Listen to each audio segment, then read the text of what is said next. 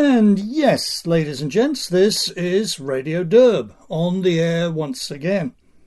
That was one of Franz Joseph Haydn's Derbyshire marches, and this is your provincially genial host, John Derbyshire, with some commentary on the week's events. Nothing on the bulletin board this week, so let's go straight to the news. Derb Mansion is in New York's Suffolk County, which embraces the eastern two-thirds of Long Island. This is the outer suburbs of New York City, an hour or so by train from Manhattan. Just a tad further east from my house there are working farms. If you then keep heading east, you come to a belt that is quite Appalachian. Pickup trucks, bait and tackle stores, skeet ranges, meth labs, you know. Then, further east still, you reach the habitations of the rich and famous out in the Hamptons. Not just the rich and famous, but also the multitudes of poor and anonymous who work as servants to the rich and famous, mowing their lawns, cleaning their toilets, waiting in their restaurants, minding their kids. It's quite a mix here in Suffolk County. If you go west from Derb Mansion towards the city, you're in Nassau County, which is denser and more classically suburban. West of that are the city boroughs of Brooklyn and Queens, which are only geographically part of the island. Psychologically, they're somewhere else. When Long Islanders say Long Island, they mean Nassau and Suffolk. The suburbs, the sub-suburbs, Little Appalachia, and the Hamptons. Brooklyn and Queens don't count. The population mix here includes a lot of gentry liberals. There's an upper crust of types who commute into New York to work in Wall Street, the big legal and consulting firms, and the media. Then there's a lower gentry class of teachers and ed-biz administrators, middle managers, public sector bureaucrats, and small business owners. Most of my neighbours are lower crust gentry liberals of that sort. And there is, of course, a big working class that keeps everything going. Contractors of every kind, maintenance workers, bartenders, retail workers, cops, and so on. There's also a non-working class. Everything from retirees, disabled people and single mothers, down to welfare moochers and petty criminals. Leaving aside retirees, a big component here is now Latino. They are Indios from Central America, a high proportion of them illegal aliens. Serving this entire varied population is a daily newspaper, Long Island Newsday. The target audience for Newsday seems to be that lower gentry class. Upper gentry liberals are taking the Wall Street Journal and the New York Times. The proles and the underclass get their news from TV. So, it's not surprising that Newsday's editorial line is solidly gentry liberal. I was going to say woke, but that's not quite right. Print newspapers, as they fade into oblivion, maintain some traces of the older liberalism, the liberalism of the 1970s and 1980s, a liberalism that hadn't altogether lost its mind yet, that was still tethered to reality at one or two points, that was willing, grudgingly, to allow that someone who disagreed with it might perhaps not necessarily be a cross-burning Nazi. Bearing all that in mind, let me bring forward the cover story in last Sunday's Long Island Newsday. It's a huge feature story, 4,300 words. That's around 4 times the length of a major broadsheet newspaper op-ed. As I told you, Newsday's kind of quaint that way, still doing old-style journalism. The reporters here are billed as Will Van Sant and Victor Manuel Ramos. Headline: In Trump era, Long Island immigrants cope with tougher ICE actions, climate of fear. That headline raised my hackles right away. I am a Long Island immigrant, married to another Long Island immigrant. We're supposed to be coping with something that ICE is doing? Living in a climate of fear? The Derbs have no interactions with ICE at all, and our fears are in the standard late middle-aged suburban homeowner range. Crabgrass, tax audits, atrial fibrillation. But, of course, the headline is phrased in Colt Marx doublespeak. The word immigrant is code for what our federal statutes refer to as an illegal alien. As I keep wearily pointing out, not only is an illegal alien not an immigrant, he is positively a non-immigrant. So are most legal aliens. Before I got my green card in 1994, I entered the USA on permits stamped into my passport with the plain words, non-immigrant visa. An immigrant is a foreigner who has been accepted by the authorities for indefinite settlement in the USA. All other aliens, surely including illegal ones, are non-immigrants. So we are in the bizarro world of Colt Marx polemics, where words are used in the opposite of their correct meaning. War is peace, freedom is slavery, and non-immigrants are immigrants. Got it. So, what's this 4,300 word story about? Opening quote. Fearing deportation, a Guatemalan cleaning woman in the country illegally has taught her children to go quiet when they hear a knock on the door at their Hempstead apartment. Under a policy enacted by President Donald Trump, federal agents looking for immigrants wanted for serious crimes could arrest and deport her too. End quote. More doublespeak there. The phrase, under a policy enacted by President Donald Trump, should actually read, under laws passed by Congress, duly elected and assembled according to the Constitution. But, of course, you won't get 2 sentences into a piece of Colt Marx propaganda nowadays without encountering the president's name in some negative context. The story continues in much the same vein for all 4,300 of its words. You don't have to have a heart of stone to find its efforts at tear-jerking strained and unconvincing.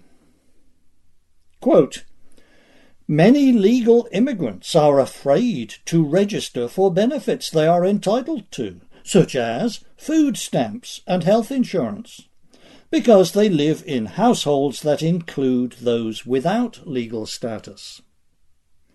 About 55, or 10%, of the students at Suffolk County Community College who are in the country without authorisation forego in-country financial aid, according to Associate Dean Patty Munch. Under state law, they must sign a notarised affidavit promising to seek legal status if possible, in effect outing themselves. End quote. Why are legal immigrants entitled to food stamps? Put it another way, why are we admitting for permanent settlement people who can't support themselves? We never used to. For an immigrant visa, for permission to settle indefinitely in the USA, you used to have to show you could support yourself and your dependents, and provide the name of a citizen guarantor to back you up. What was wrong with that arrangement? Likewise, if 10% of the illegal aliens at our community college are foregoing financial aid, 90% aren't. Shouldn't college financial aid be for Americans? That story ran in the print edition of Newsday last Sunday, June 9th. Browsing Newsday at the town library through the week, I refuse to pay money for the lying rag, I've been gratified to see that the letters columns contain some scathing critiques of that story. A great many of my neighbours here in Suffolk County are glad to know that the people's laws on entry and settlement are being enforced. As I said, though, Newsday, like the rest of the legacy print media, still holds on to some old-fashioned notions about fair play and letting dissenting voices be heard, even if the dissenting voices only get a couple of column inches on page A24, while the front several pages of the paper are wall-to-wall ruling class propaganda. When the final paper edition of Newsday rolls off the press around 5 years from now, the last of the old line liberals will have died or been pensioned off, and the legions of the woke will be totally in charge. There will then be no more equivocation, no more of this mealy-mouthed petty bourgeois on the one hand, on the other. No more readers' letters. You will be told what to think in no uncertain terms, and if you dissent, your dissent will have no public outlet. Social media are leading the way here, and soon there will be no outlets for opinion but social media. We shall then be living in a society of the type that Karl Wittfogel called a beggar's democracy. A society in which citizens may hold whatever opinions they please and express them freely to family members across the dinner table or to friends at the bar, but in which only one point of view is permitted in public forums. What I have described there is of course not peculiar to New York's Suffolk County. Provincial newspapers are like this all over. Staffed as they are by second-raters and recent college graduates, provincial newspapers are even stupider and more rigidly ideological than the metropolitan broadsheets, where occasional flickers of old-style reportorial talent and imagination can still be glimpsed, and dissent is not strictly fenced off in the letters columns. Discussing this theme with the boss here, he told me that the word provincial in this context is a Britishism that American listeners may not understand. I think it translates to state and local. Here, at risk of trying your patience, is another example from the provincial press. This is the Portland Press Herald out of Portland, Maine.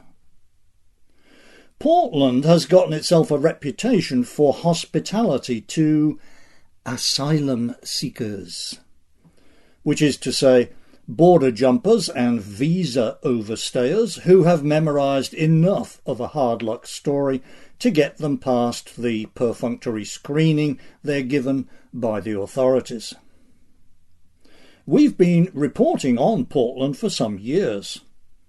Our own Patrick Cleburne noted back in 2014 that the state of Maine in general, and Portland in particular, are especially attractive to people from non-English speaking African countries because of their exceptionally lush benefits. Quote from that 2014 post. More than 90% of asylum seekers receiving assistance in Portland last year arrived from 4 turbulent African nations: Burundi, Angola, Congo and Rwanda. End quote. Those 4 named countries have 9 official languages between them: French, Portuguese, English, Swahili, Kituba, Lingala, Kirundi, Chiluba and Kinyarwanda. That was 5 years ago, though. Portland is probably even more multilingual today. Well, here's a story from the Portland Press Herald, June 12th. The reporter here, Rob Wolfe. Headline: Asylum seekers from Africa describe difficult journeys to Maine. The story is a collection of anecdotes targeted to tug at gentry liberal heartstrings. Anecdotes about the hardships endured by Africans making their way up through South and Central America to cross our southern border into the USA, from whence they get transported up to the promised land of Portland, Maine. Our treatment of these people, the story implies, is shamefully harsh. Quote, once the migrants apply for asylum, they must wait months to receive their work permits. End quote. Months! Oh, the humanity! What kind of work will they do once they get those work permits? Quote, Mafumba, a political science professor back in the Congo, is weighing hospitality and tourism work and also plans to go back to school. Nduluyele was a taxi driver in the Congo and now hopes to make a living driving trucks. In the meantime, state and local social services will help to fill the gap. End quote. Can't we hurry up those work permits? Surely the authorities know about America's critical shortage of French-speaking political science professors and truck drivers. I have no access to the print edition of the Press Herald. The online edition has only one reader's letter on the so-called asylum seekers. A letter urging, quote, acceptance and compassion for them. Sent in by a reader who says she is, quote, feeling saddened, helpless and fearful because of the state of the world." End quote.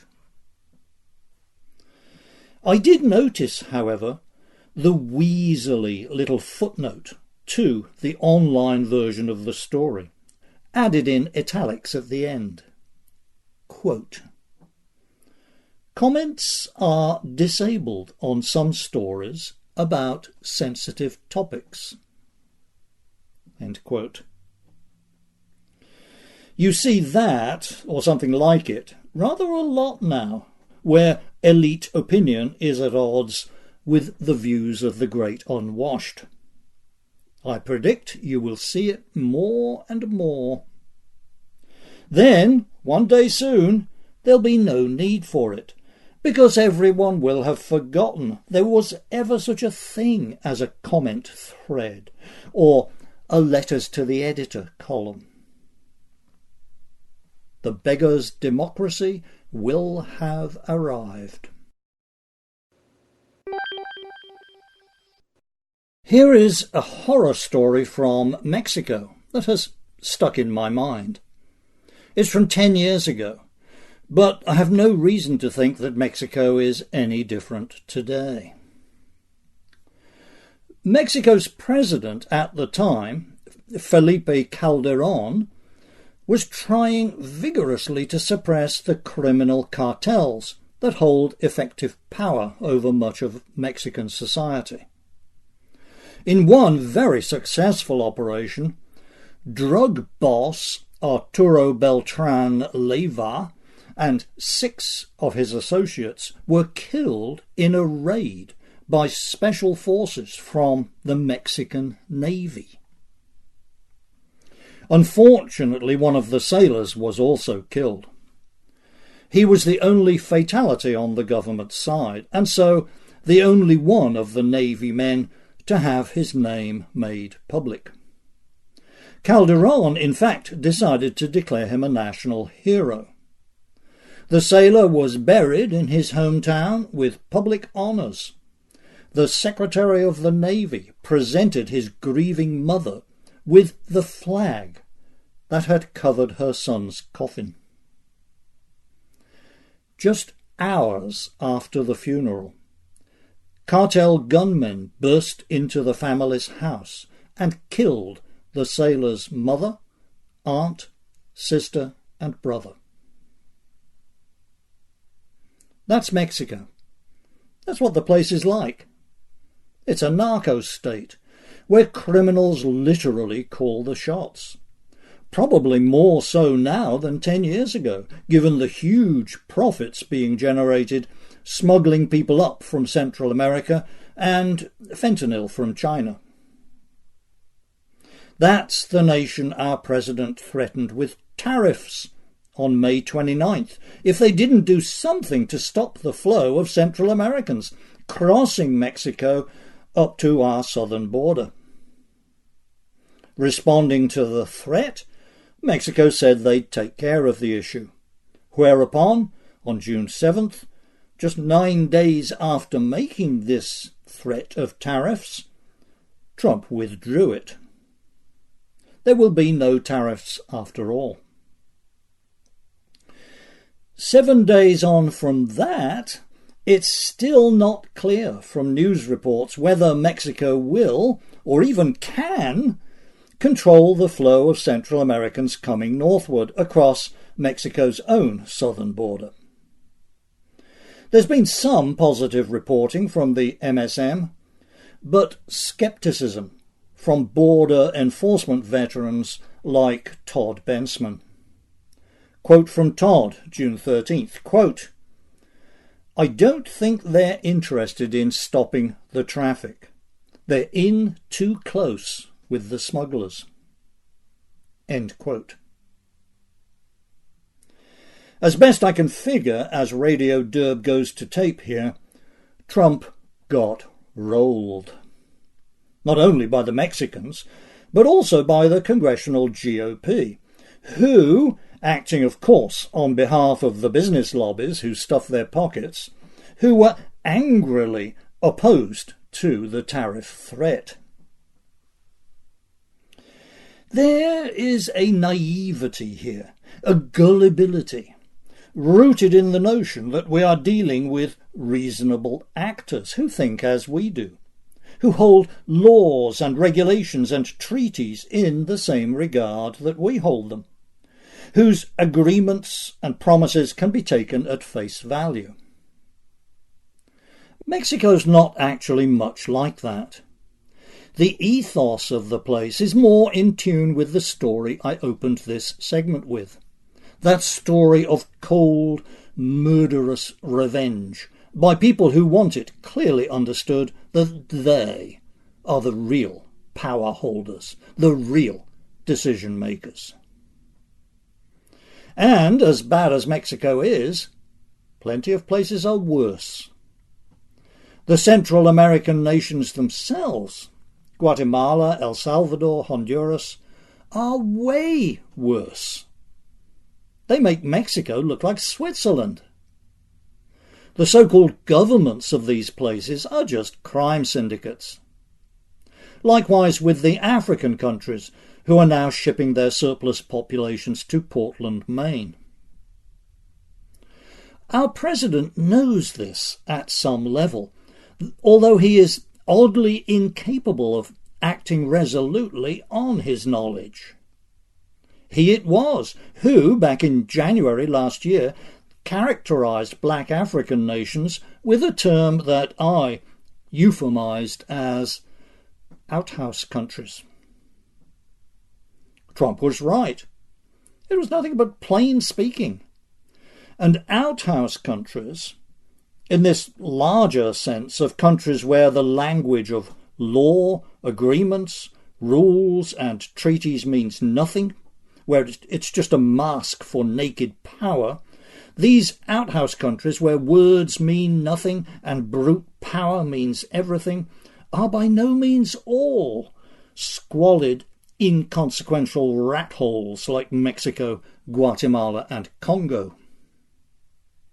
Consider, for example, China. I started the last segment with a horror story about Mexico. Well, here's one about China. Sunday last, June 9th, a Philippine fishing boat with a crew of 22 on board was anchored on Reed Bank in the South China Sea, 400 miles southwest of Manila, about the same distance from the coast of southern Vietnam, about 700 miles from the nearest point of China's coast. Around midnight local time, when the crew was all asleep, the ship was rammed by an unknown vessel, without any warning. It sank, but fortunately the crew survived, and they were rescued by a passing Vietnamese vessel some hours later. This was in an area that China claims for its own, in defiance of a ruling in international law handed down in 2016, and where Chinese ships, both military and commercial, have been harassing Philippine and Vietnamese vessels for years. As I go to tape here, we have no official confirmation that the offending vessel was Chinese, but nobody in the Philippines seems to doubt it, and the country has filed a formal diplomatic protest against China. Even if the ramming was accidental, the failure to stop and pick up survivors violated maritime law. It's a typical act of Chinese lawlessness, and it keys nicely to the really big story out of China this week: the mass demonstrations in Hong Kong against a proposed new CHICOM-friendly extradition law. You'll recall that Hong Kong was a British colony under British law until 1997, when it was handed back to China. Terms for the handover had been negotiated some years previously and enshrined in a joint declaration. Joint, that is, between Britain and China. In that declaration, the Chi-Coms pledged that, edited quote, "The current social and economic systems in Hong Kong will remain unchanged. Rights and freedoms, including those of the person, of speech, of the press, of assembly, of association, of travel, of movement, of correspondence, of strike, of choice of occupation, of academic research, and of religious belief, will be ensured by law. The above stated basic policies will remain unchanged for 50 years." End quote. Well, this new law, being pushed by Chi-Com puppets in the Hong Kong legislature, will give China the right to extradite Hong Kong people to face justice in the mainland. The problem here, as everyone in Hong Kong knows, is that there is no justice in the mainland. Mainland courts are simply enforcers of government power. Their verdicts are not based on legal principles and rules of evidence. They are just dictated by the Chi-Com party bosses. The late dissident Liu Xiaobo, for example, who was awarded the Nobel Peace Prize in 2010, quote, "for his long and non-violent struggle for fundamental human rights in China," end quote, Liu Xiaobo was certainly considered a criminal by the Chi-Com authorities. He spent the last 9 years of his life in jail.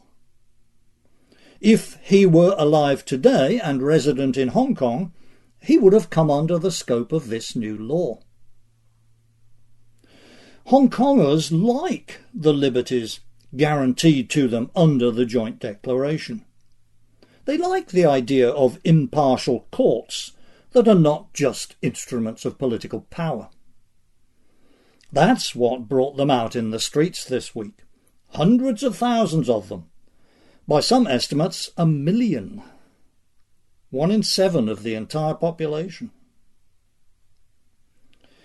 Considering that the Chi-Com government is a Leninist despotism that has no intention of abiding by any form of words inconvenient to it, as illustrated by its attitude to that 2016 ruling on its claims to the South China Sea, and also by its multiple violations of the WTO rules, as documented in a 2018 congressional inquiry, it's amazing that Hong Kong has managed to hold on to any autonomy at all.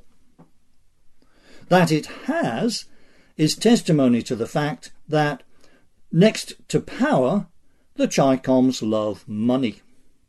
And Hong Kong has been a reliable source of inward investment and financial expertise. Other parts of China have pretty much caught up in those areas now, though. So the downside for the Chi-Coms of crushing Hong Kong like a bug gets less every year. Under those 50 years mentioned in the joint declaration, Hong Kong should keep its freedoms until the year 2047. That's 28 years from now. 28 years? I shall be astounded if Hong Kong's autonomy lasts another 8 years. Wait! Who's this coming up the driveway? Why, it's that great southern lady, Miss Eleni, with our traditional handful of brief items. Imprimis.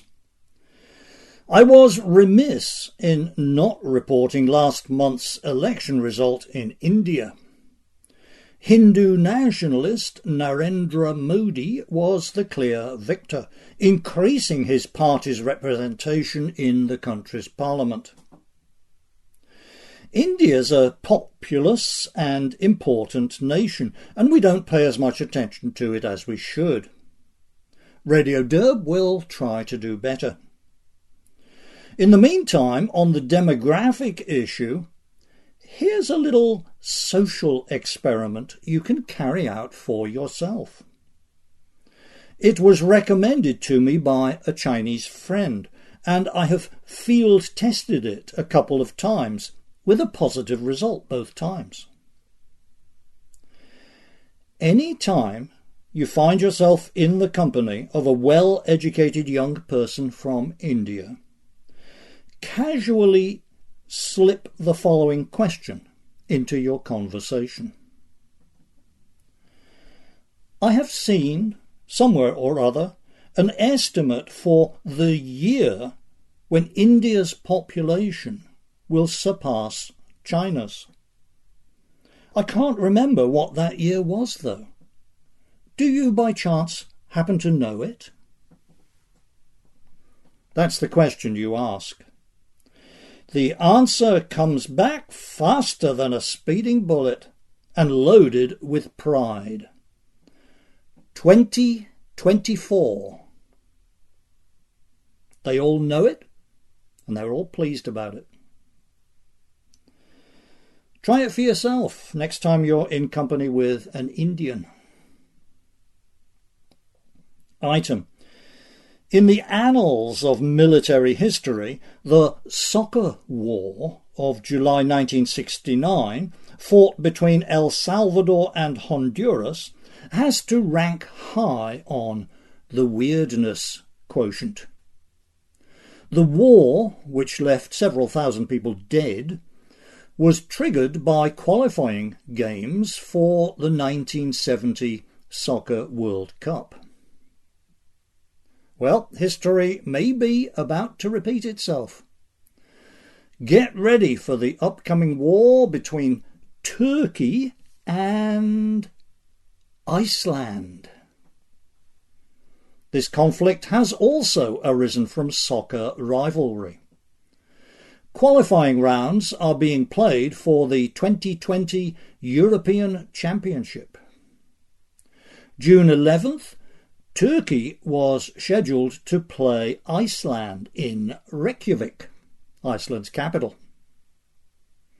When the Turkish team arrived on Sunday evening, however, they were kept waiting over 3 hours in passport control and subjected to various indignities.